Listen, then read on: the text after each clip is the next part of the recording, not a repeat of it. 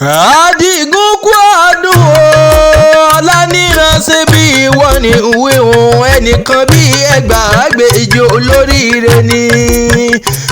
Kú ọdún òkú iye dún òkú àṣeyẹ kú ayẹyẹ oríkà ọdún. Orí adé mo ló sọdún èyí ipò ṣe tẹ̀mí sí lágbára Olóhun ọba. Ìran ọlọ́dún ní mọ́dún ẹ̀ lọ́dún bí oyin ti ṣe tiẹ̀ nínú afárá. Àgbáyún ṣe tiẹ̀ léso bí ìrèké ti ṣe tiẹ̀ lápùrọ̀. Ó sọdún èyí ọdún ayọ̀ ló sì máa ṣe lágbára Olóhun ọba.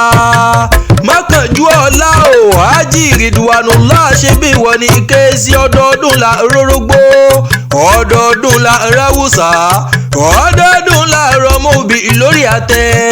Àṣeyíṣà mọ́dún ọdún ayọ̀ ló sì máa ṣe lágbára Olóhun ọba. Àdìgún olówó orí Hájì Rúkáyà fún mi láyọ̀ sí bí wọ́n ní kéésì.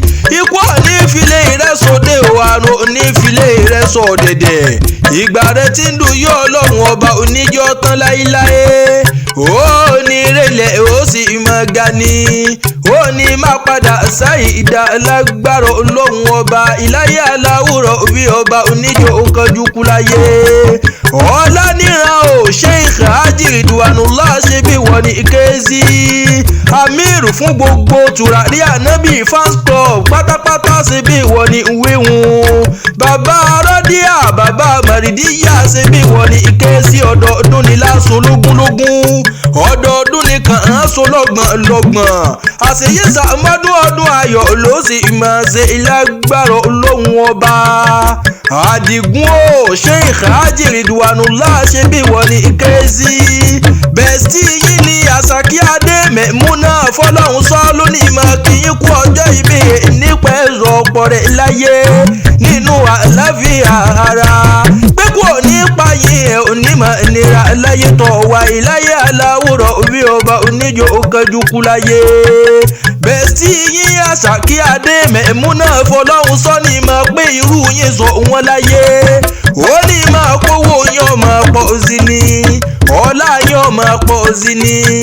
Àrísìkí yín máa pọ̀ sí ni. Iṣẹ́ yín ò ní di iṣẹ́ mọ́ yín lọ́wọ́ ọmọ oníkú mọ́ yín lójú. Ẹ̀yin náà ò ní bá sọ̀ọ́nù lọ́wọ́ àwọn ọmọ. Ìláyé aláwòrán orí ọba oníjẹ kánjú kú láyé. Àdìgún Mákànjú ọlá ṣe bí wọ́n ní kéésì. Lónìí wọ́n gbalẹ̀ àwọn bàbá rẹ̀ lọ. Èkìtì kété ní sílẹ̀ àwọn bàbá tóbi ọlọ́mọ gangan èyí lọ́mọ Èkìtì kété ọmọ olókè méjì ìtakọ̀tabo olórí ara wọn. Ẹ̀yin lọ́mọ àṣẹwìrì ilẹ̀ mẹ́ta ọmọ olódò bí àpà. Ẹ̀yin lọ́mọ olódò dórẹ̀rẹ̀ lẹ́yìn ìwọ̀n gbà. Lónìí mo rí ibà lọ́dọ̀ àwọn bàbá tóbi ìlọ́mọ àwọn yín lọ́mọ wá ọmọ ẹkùn ọmọ olókè méjì ìtakọ̀tabo olórí ara wọn. Ẹ̀yin lọ́mọ alágbàdo rárá àìrìmọ̀nà gbé sínú àgbàdo ọmọ onírèké àgbéjò. Òsè tó gbé orí oníyìn ìdúpà rẹ̀kẹ̀ ìmọ̀lẹ̀ òun ló gbé orí aláwọ̀ tó gun gogorogo onílé bàbá tóbi ọlọ́mọ Èkìtì kété ọmọ olókè méjì ìtakọ̀tabo. Lónìí mo rí ibà lọ́dọ̀ àwọn bàbá tóbi ọlọ́mọ Àdìgún o Ọláníran ṣe bí wọ́n ní kéésì. Wọ́n tún gbanú ilé àwọn màmá rẹ̀ lọ Ìbàdàn nílé Olúyọ̀ ilé ọmọ àjòròsùn. Ìbàdàn oníbánisọ̀rẹ́ àìní ìmúnilọ sójú ogun ìjà gbòòrò níjà gbogbo Ìbàdàn. Ẹ̀yin ọmọ àgbọ̀ ṣàṣà mọ̀ ṣàṣà ẹ̀dúndé. Ọmọ àgbọ̀ yàyà mọ̀mọ̀yà. Òkè gúlútù gbóni mọ̀mọ̀ yín ti bò Zàbàrí igbó sùúrù mọ̀mọ̀ yín ti bò lógun. Ìbàdàn mádàmájà tẹ̀fi kára wájú lẹ́rú. Ogun òjàjàjà nílé Olúyọ̀ lérí kógun ó kó lè bá mọ̀mọ̀ tóbi ìlọ́mọ Ìbàdàn nílé Olúyọ̀ lé ọmọ àjòròsùn. Lónìí mo rí ibà lọ́dọ̀ àwọn mọ̀mọ́ tóbi ìlọ́mọ. Àdìgún o Sheikh Ridwanullah ṣe bí wọ́n ní kéésì àfà ńlá.